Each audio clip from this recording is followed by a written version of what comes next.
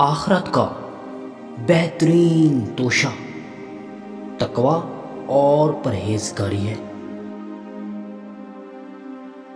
3 باتیں آدمی کو ہلاک کرتی ہیں: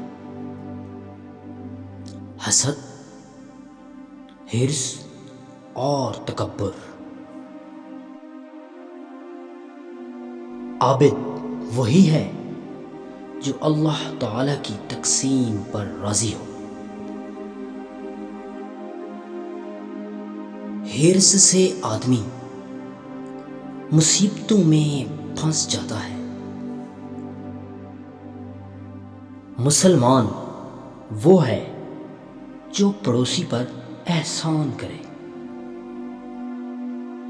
تکبر سے دین اور ایمان جاتا ہے، چنانچہ شیطان تکبر کی وجہ سے مردود اور ملعون ہوا۔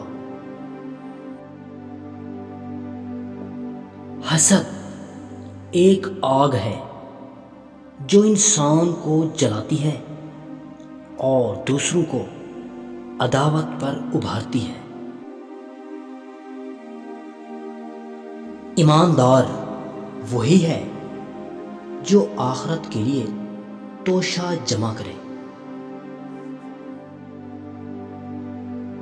خاموش رہنے والا آرام سے رہتا ہے اور سلامتی اس کا ساتھ دیتی ہے۔